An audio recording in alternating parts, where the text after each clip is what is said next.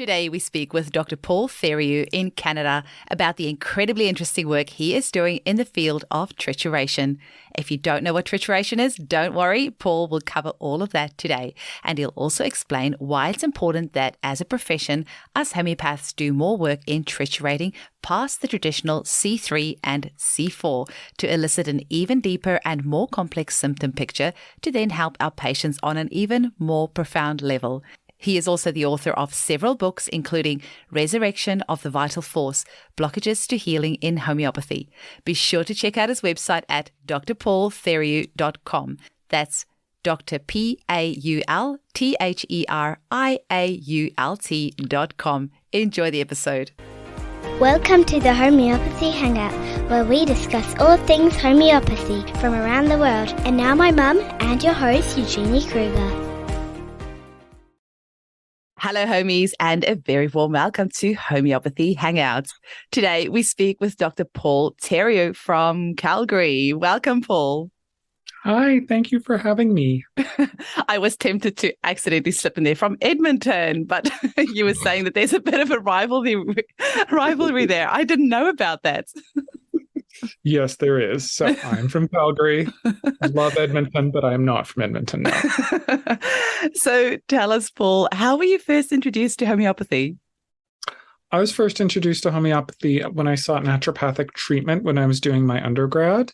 And when my practitioner at the time, Tessam, was big into homeopathy. And then even more so when I was in naturopathic medical school. And I started with the basics there. And then I took some advanced training from Divya Chabra, who was offering it in Toronto at the time. And it was really good because Divya did these recorded cases. And I'd always seen this state in like my friends.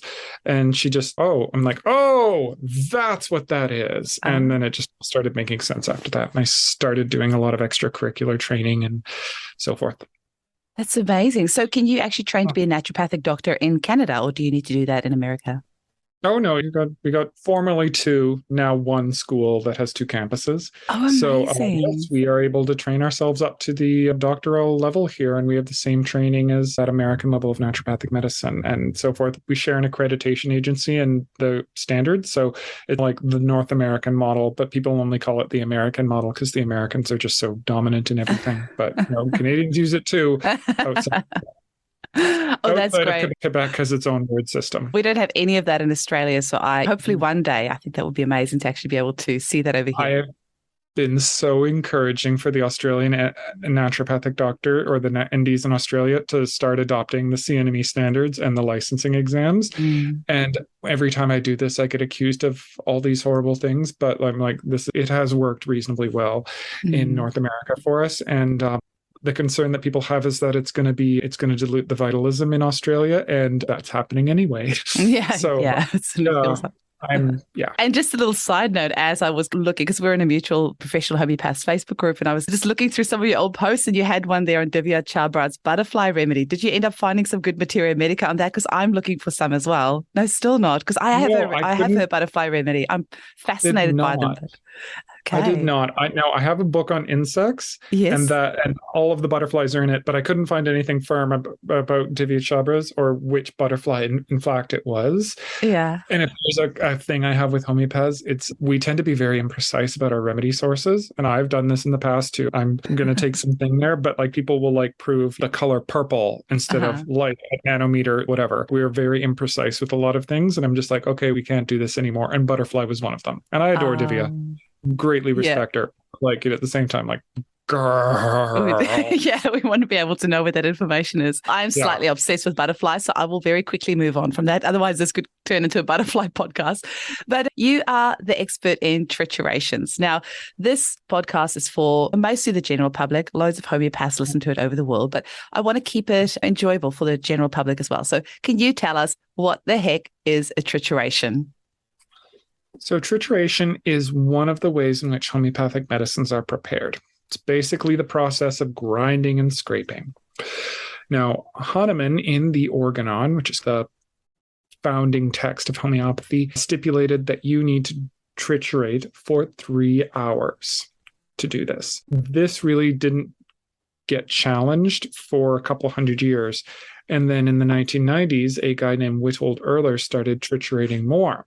And Witold was very sensitive, and he experienced the state of the remedies in a very succinct and clear form when he was triturating them. And then when he started doing 4 hours, it was actually a typo in a book he was reading, stipulated 4 instead of 3. A fateful typo. Wow. Then he did the 3 and he experienced the remedy, and then he did the 4th and he's, I understand now. It was outside of the state, and there was like a resolution. And so we've gradually been, and he found that there was like when you made a remedy, when you potentized the remedy from that trituration powder, you'd get a remedy with different properties. So quite often more powerful ones. And we've since developed this even further. Typically, if you do 1 to 4 trituration hours, you have a remedy that focuses on like an individual. 5 to 8, you will have a remedy that will start to affect like around the individual, like particularly if there's a familial pattern that can trace to a remedy, it will have a much greater effect if you give it in a remedy that's made from that 5th to the 6th or 5th, 6th, 7th, or 8th triturations. It's the same thing. So from the 9th to the 12th, we see more planetary level ones. So if there's a planetary issue, and there are several, then you can, and you've got someone who's got a resonance to that, you can really take a big chunk of that out by doing a remedy made from the 12th trituration and so forth. And you can just keep going up and up that way. I think the maximum I did was I did my own blood for 36 hours. That was not all at once. You can take breaks, but it took me like a month to do that. But that is, those you get up into some pretty high and mighty places when you do that. It's incredible. Yeah. Now, as I was reading through your website on some of the triturations you've done, I did see some up to C36, and I saw that there were several days in between. Yeah, and that's just amazing. I've never seen anyone else in the homeopathic world do this. Elise, Timmerman, and Witold would often take things up to 5 or 8 or whatever, but I was the first person that published that took them up to C12 and then eventually higher. And it was Kim Kalina who inspired me to do that. She got downloaded a thing. It was like, I think this is for Paul. And it was great about levels beyond C12 and what they had this affinity to and everything. So yeah, but I did it. Yeah, Kim got the insight to do it. And my head is spinning. It's already so tricky with homeopathy with all the thousands of remedies and all the different potencies. So now we're going to have all these triturations as well. So I think I saw you write somewhere 30C and then a 6 after that. So is that how we would differentiate the different triturations as the number after? I think we need to do the slash and then the trituration number for every single potency.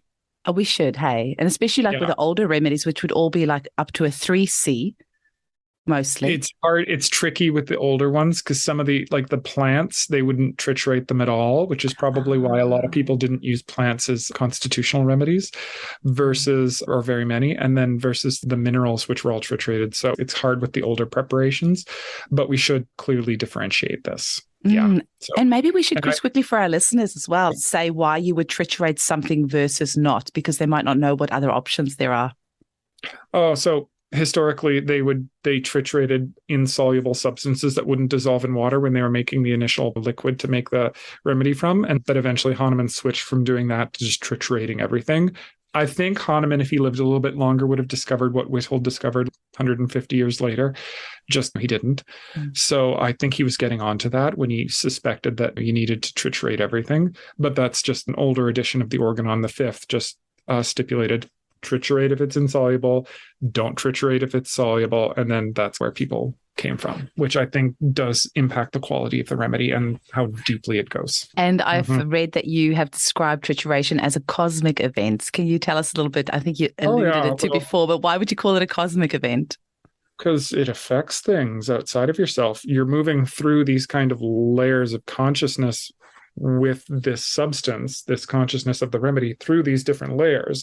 It is those traditional religious ecstasies or those journeys up to heaven, which many religious traditions have in various forms, whether you're climbing up the world tree or Yggdrasil or something, or you're going up Ezekiel's ladder or whatever. Most religious traditions will have a version of this, or you're going up and joining the Loa in a spirit journey or something like that. You're journeying up with the substance and learning from it, and both you and the substance and kind of reality around you are transformed by that journey.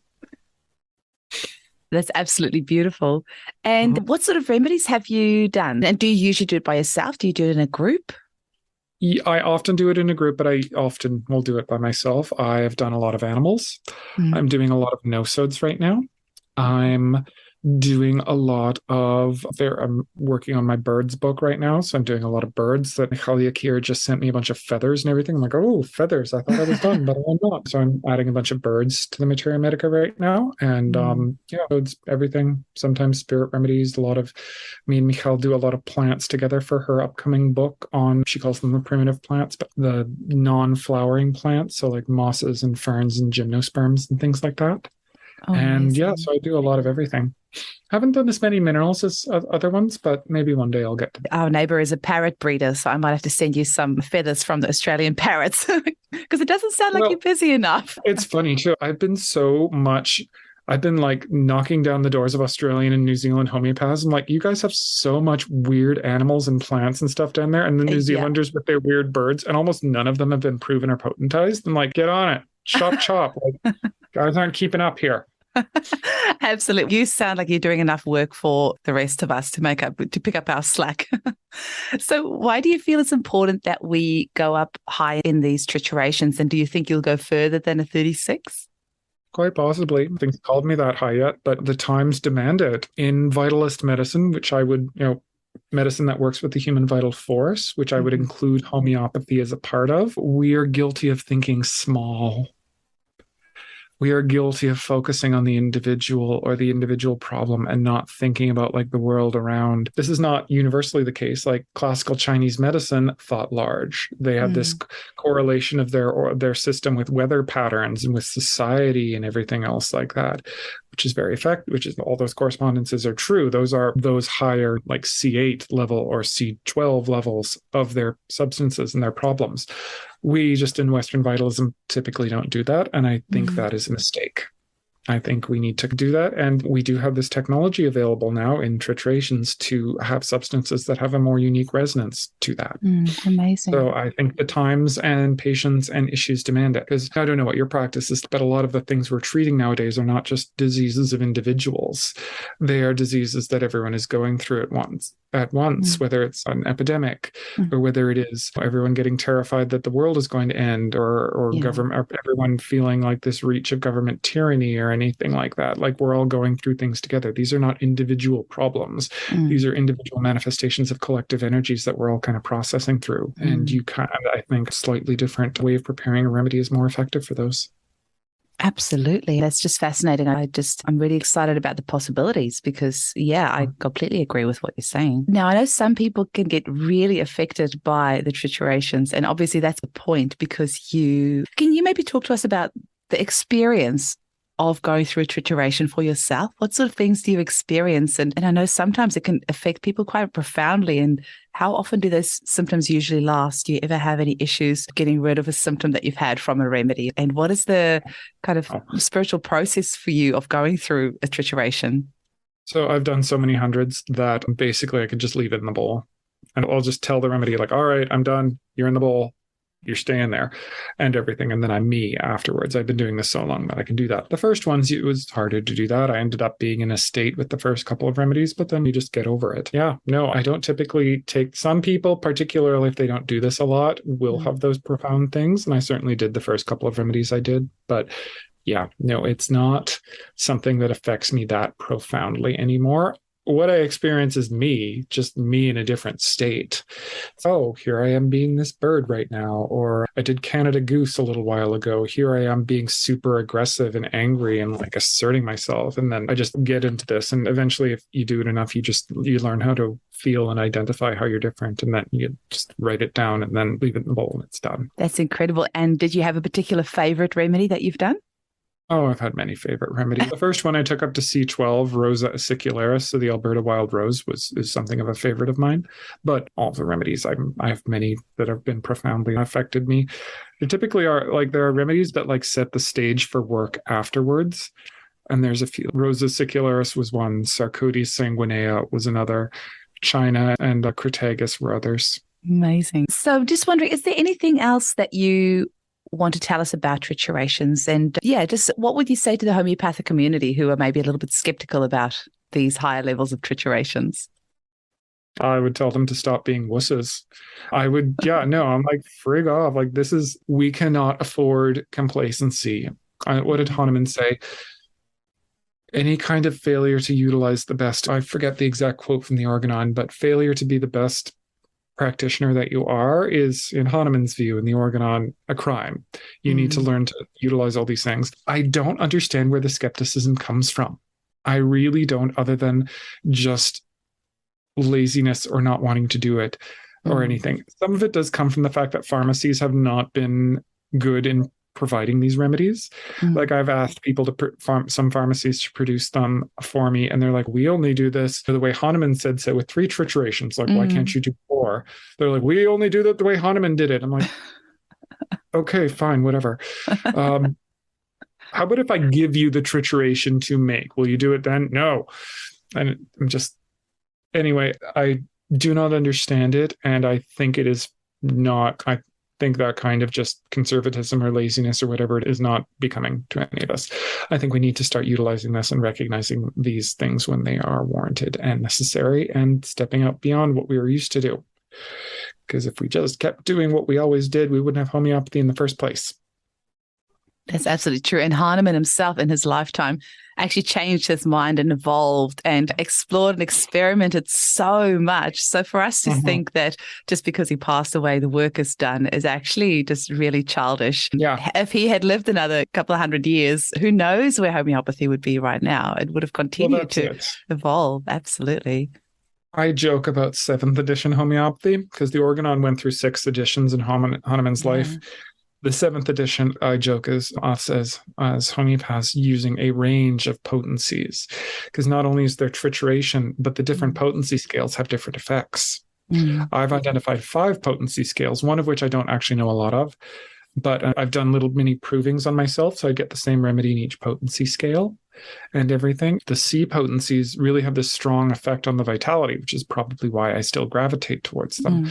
The LMs have a very physiological effect. They'll stimulate or destimulate various physiological organs. The X potencies really have this cellular physiological effect as well. They really are well suited towards being drainage remedies. So there's another potency called a fluxion potency, which Andre Sain writes about a lot. And it's very convenient. You can potentize up something if you don't have a higher potency in clinic, lickety split. But they particularly have a lot to do with consciousness. There will be a huge, this is where I am, this is where I am evolving to and everything, and I just can't quite overcome it. And the interesting part is you can make a fluxion potency from a C potency, and then you'll get those two, that kind of vitality plus that consciousness combined together. And then on top of that, you can also get triturations in there. So we have this huge spectrum of potencies and triturations and techniques that we can go from, and the pharmacies are freaking failing. So if there are any homeopathic pharmacists listening to me, y'all need to get your act together and start offering this, because I am really disappointed in almost all of you. Not that I don't respect the work that you're doing. You're not doing good work, but like, you need to do this thing. And homeopaths need to start demanding these potencies and these like additional things from people instead of. And there's Fibonacci as well, but really that's C potency still at the end of the day. Those are still C potencies. There's their particular way of doing C potency. So that's Joe. I can never pronounce his last name. Yeah, Rosenbank, I think. Yeah, I'm very fond of Joe. He's reviewed all my books and he's been very kind to me and everything. And he's wonderfully helpful. But that's his work, and that's still within the C potency scale. Yeah. Yeah, I was very lucky to have him mentor me on some cases because I was in New Zealand at that time and he is as well. And so it was wonderful working with him. That's from the pharmacist's point of view. The remedies are so cheap. So I can imagine it's not a very money generating exercise for them doing all these different potencies. But yeah, actually the demand needs to come from the homeopaths at the end of the day. Yeah. If they're the ones demanding it and promising that they will support it, I'm sure the pharmacies would follow suit.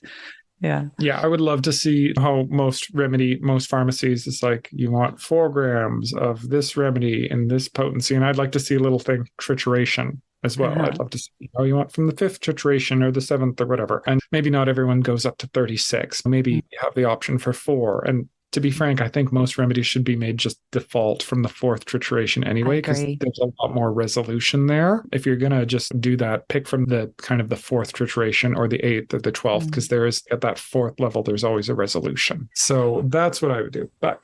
And I don't mean to be hard on the pharmacies. They have a hard job and they do a lot of work, but they just need to step it up in this area. Yeah. And I feel also the energy of where our planet is at the moment, we probably need from that C4 onwards, just that next level. I just really feel that, especially after COVID, everyone just needs that new little boost. Like so many people have opened their minds and so many people are seeing new possibilities for themselves. I actually think there's so much good that's come out of COVID. It actually gets me quite excited. So many people that never questioned anything before are suddenly questioning things and how can we do this better and how can we do it different? So COVID is an interesting disease. So COVID is the kind of theory of, I'm going to call it vitalist immunology that I'm working on, is that in our healthy human state, not the state that we consider healthy, but true human health, we don't get infections. They're like energetically. And that if we have a chronic miasm, that's how an infection gets into us. That it turns off a part of the functioning of our vital force, and then we become susceptible to infections. And miasms are, in my view, virtually universal. You go through a healthy immune response towards a pathogen. And some miasms are so hard that we don't even really aren't able to do a healthy immune response we are not able to do this. But if you are able to, you go through this complete cycle and the miasm is degraded a little bit and your vitality emerges a bit closer to that health. So this is not an endorsement to go and infect yourself with every infectious disease to do that. Go throw out your tick socks and embrace Lyme or HIV or whatever. Don't do that. That's not what I'm saying here. But if you do become infected with something, an acute upper respiratory infection or some other infection, going and managing it that way will, at least according to this theory, move you a bit closer to that. And we've just had a situation on Earth where, I don't know, in Alberta, it's probably 80 to 90% of the population has had COVID infection by now, particularly with BA1 and 2 and 5 and so forth. We've all gone through this, at least to a certain extent, gotten rid of that miasm a little bit. And that miasm is really, I give miasms numbers, but we could also call it, if we were to use conventional terms, the malarial miasm. So it shares that with influenza and a lot of the other seasonal respiratory infections. And that one really is responsible for like law and order and justice and this whole thing in society. And a lot of what was keeping the institutions in place was that miasm. People just couldn't move past them and their viewpoint. And now we've cleared a lot of it and everyone's like, oh, well, this, in addition to seeing the ineffective nature of the responses during the pandemic, like we saw conventional medicine not do a great job in terms of everything there. Yeah, no, we are moving past that. And a lot of that is a direct consequence of COVID and just mass COVID infection. But again, I'm not encouraging anyone to go out and catch it or anything like that. Go out and take your precautions and do your thing. But this is how I see that working out. That's so interesting. Let's have a quick little break and then we'll be back. Alrighty, and we're back. Paul, one thing I found really interesting about you, because like I said, we've been in the same professional Facebook group for well over 3 years now. When COVID hit, a lot of homeopaths lost their minds a little bit and were like, actually not with COVID, it was actually when the vaccine was introduced. A lot of homeopaths got really freaked out and they were like, this is the first time we've had an mRNA vaccine. We're not sure that homeopathy can actually help anybody. This is beyond us. And you were this shining light in all the madness saying, hey guys, let's just take a breath here. We have a vital force. Homeopathy is really powerful. There are things that we can do to help people who have had the vaccine. Can you tell our listeners why you were able to stay so positive when everyone else was losing their mind? I'm a vitalist. I have faith in human vitality to overcome the challenges that it meets. Yeah, no, and I do think the human vital force is stronger than everything that we've thrown at it so far. Most people are still alive. I love homeopathy, but there's some conspiracism and there's an overlap between the whole holistic health / conspiracy worlds. And I think we need to really not that I'm against conspiracy theories, because some of them are like, they're a complex sociological phenomenon, and I do think some of them have some merit to them. But that one in particular, there's a lot of people in the holistic health world that are just like really using, what's the term? Fear porn, to really draw up their viewership and get clicks and likes and everything. And they were doing it around the vaccine. I do feel that the vaccine can be very harmful for some people. Myself was one of them. I've developed a heart condition afterwards that I haven't quite been able to cure, but I've been able to significantly ameliorate by that because of homeopathy and everything. And I am confident that I'm going to fix it. But it's really quite funny because I've had about 5 or 6 people who've had that same thing, and I've been able to completely remove their symptoms and help them. It's just I can't do it for myself completely. Oh, it's always the way though, isn't it? There's so many things that I have that I'm able to heal in everyone else, but then I'm still sitting with it. So I've done a fair number of people who've had adverse reactions that stuck around, and I've been able to fix them. And I do think that the vital force just inherently is able to overcome challenges that it faces this way. So that is my viewpoint there. I don't buy into that conspiracism of this. Yeah, I actually, in terms of my clinical experience, I actually find the viral vector vaccines to be worse. I found people had the most negative reactions to AstraZeneca and Johnson. mRNA vaccines were somewhere in the middle, but not a huge difference. And then the other ones I haven't had much experience with. So I don't think it was about the mRNA vaccine. I've also found it that people who've had long COVID actually have very similar side effects to the vaccine. And they have similar, it affects them to a similarly deep level. So I don't think it's actually the vaccine technology that's the issue. I think it is just the nature of the pathogen. COVID goes deep. There's some pathogens that just go super deep, super fast. The Lyme complex, like Borrelia burgdorferi and Anaplasma and Babesia and Bartonella and all that, they go deep into the body super fast. Syphilis does, HIV does, and COVID does as well. So I think the vaccines just reflect that more mildly for many individuals. So that's a really interesting concept, because I have found it very interesting that, and I don't know, sorry, this is just off the bat. I didn't prepare you for this one, but what about transmission symptoms? Have you seen much effect of people who have been in touch with those who have had the vaccine? Yes, I have seen that. I do not buy the idea of shedding. I think that's another one of those conspiracy issues. But there are some people, and they typically are very sensitive, and they are in, like, if you have gone into the work of Jan Scholten or Michaela here, they're in layer 1 or layer 2. So magnolids, hemimelids, in terms of Akir's work, or the hydrogen series or the carbon series. These are people that are typically wide open to energetic impressions, and they can't filter them out. Yeah. You treat that, they quite often will get a lot better. So it is my opinion that these shedding symptoms are, particularly in the context of the mRNA vaccines, which they mostly were, just people, there's some kind of weird energetic thing that happens when people get it, and some people are very sensitive to it, and it's been turned into this whole shedding thing. Shedding does happen, but it typically happens with live viral vaccines, not the mRNA ones and not the protein vector vaccines. So it is a real phenomenon. I don't think it was a big deal with COVID. I think it's been something else. Yeah, no, I have found that to be a real phenomenon in not that many people, but there are some where it's just very clear, and then you treat it, and you treat the person constitutionally, and then they're fine. Are there any particular remedies that you have found helpful for people who have had the vaccine, and have you used specific triturations for them? There's a lot of, so when people do have them, typically I do a lot of things. So I couldn't say that there's one particular remedy. I do typically use higher trituration remedies right now. So I remember most of the time when they're available or when I've made them, I will use a higher one. Yes, but I couldn't mention any specific remedies. Okay. Now, you've written several books. I think, did you say you're busy on your 9th book at the moment, or just finished your... Oh, holy moly. Firstly, where do you find the time? I just do it while I'm watching Netflix at night. So I'll go home at night and I'll just be like watching Netflix or Disney Plus or whatever. And just like, Oh, yeah, shoot that guy. Yeah, you kill that guy. Everything, like, don't watch violent shows or anything. I'll watch Star Trek or like Andor or whatever's going on and write that down. Yeah, no, I think I've got a copy of my last book here, which was last year. This is The Mammals. Oh, beautiful. Whoa, that's a thick one. Extra thick. It's 600 pages. So yeah, no, and I'm working on birds right now. I've vaguely started a book on fungi, but I don't think that'll see the light of day for a while. And then I've got some no-sodes work that I'm doing with Kate Birch and her group that I'm hoping to get that vitalist immunology theory going out there as soon as I've finished the trituration work to figure it out. So I've got a lot of books, and I think I'm the person who's systematized the animal remedies very well. Several people have tried. I'm going to say quite arrogantly, I think mine is best. You're allowed to say that.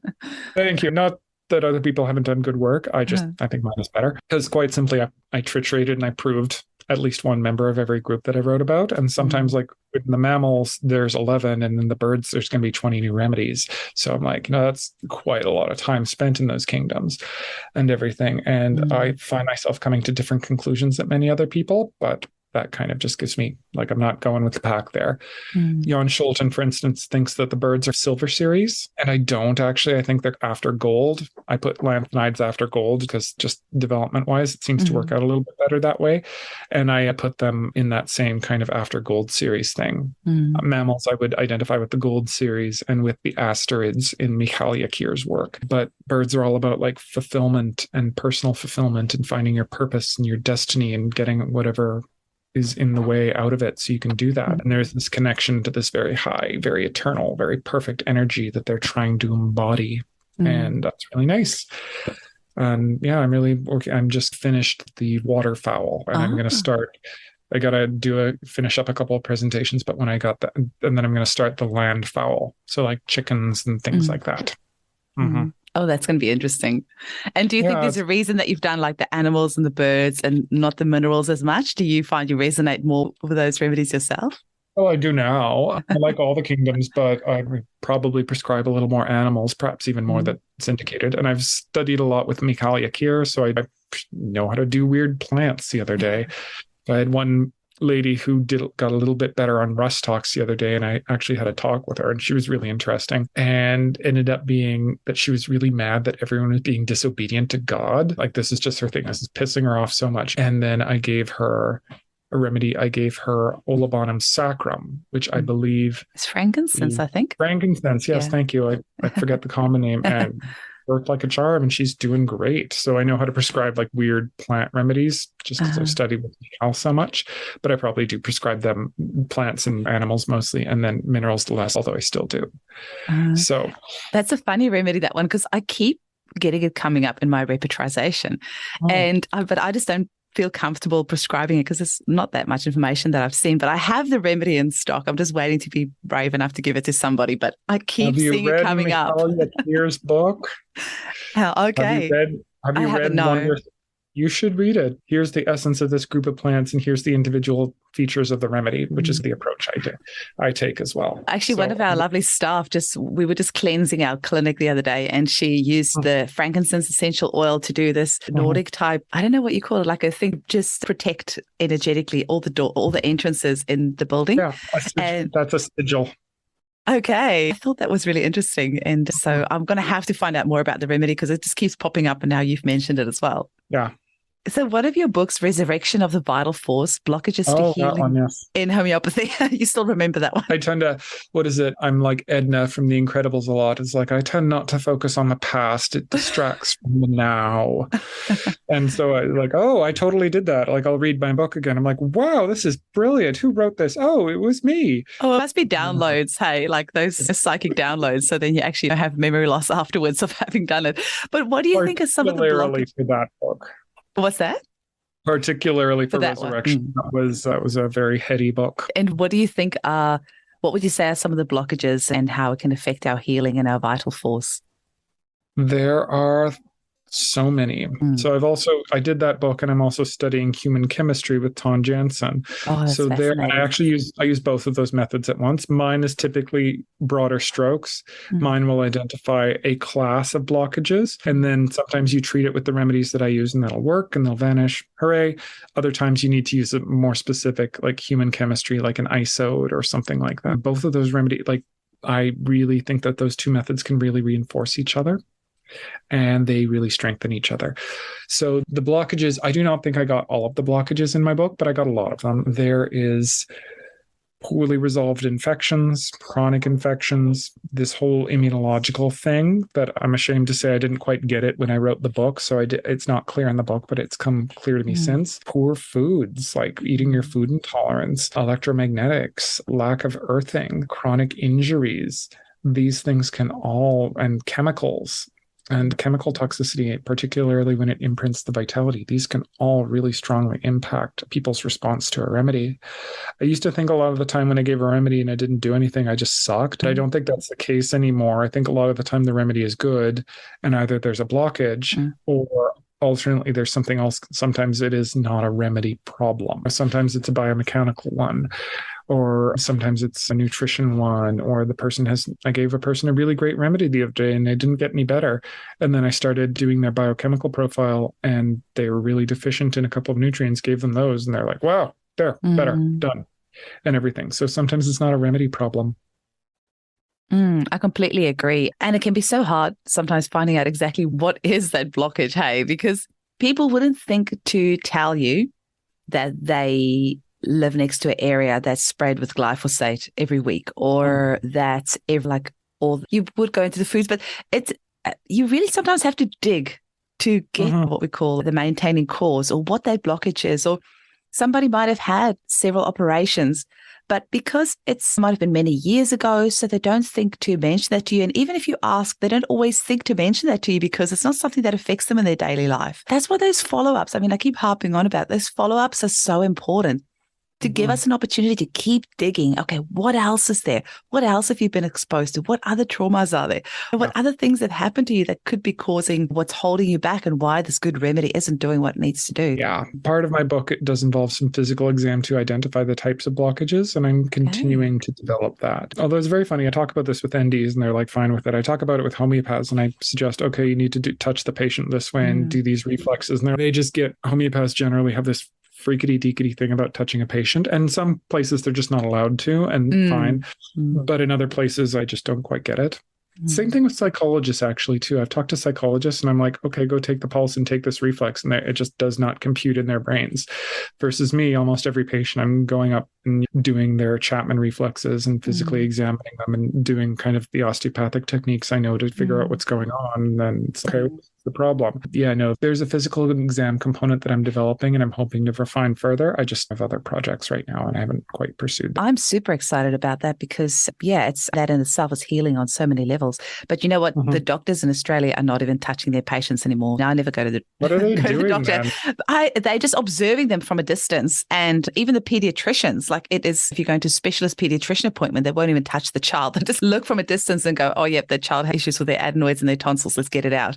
Or you'll go to the doctor. They just don't touch people over here anymore. They just don't go and do that physical diagnostic. You're just sitting in a chair over the other side of the room. And it's weird. It's very weird. And if most people are doing telehealth. I wish all the people listening to this could see the face I'm making right now. I'm like, fuck that shit, man. That is bad. I do telehealth 1 month. You need to get to patients on the run or anything else like that. I still do prefer seeing people physically in my practice because you can examine them and you could touch them and I can do I'm not quite at the level of a really good osteopathic doctor, but I've got the thinking fingers and you can put your hands in someone like, okay, this is a problem. That is a problem. The old DOs in the States could put their hands on someone and feel what their blood sugar was, like down to whatever, after decades of practice. I can't do that, but I can put my hands down and like, all right, this liver is out, this everything else is out, and I can do my reflexes and get an idea of what's going on. Okay. So I do continue to do that. And I am not that embracing of telemedicine. I use it. It's important, but not quite to the level that apparently pediatricians in Australia are using it. And a lot of other practitioners are doing. I only do telemed now. I'm like, why?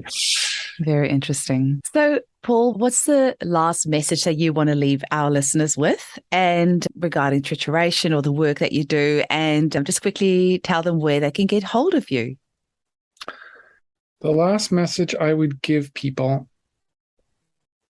I would suggest that the world is a much vaster place than our narratives allow it to be. We've each got our own worldview and our own ideas on our own things. And if you're in a healthy state, these will often guide you in your exploration of the world.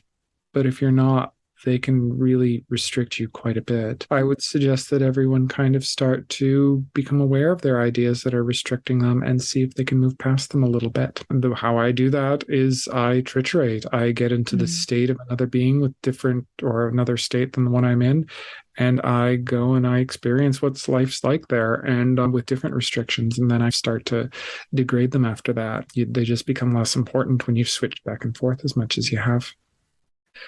And yeah, that's what I would encourage people to do, however they choose to do that.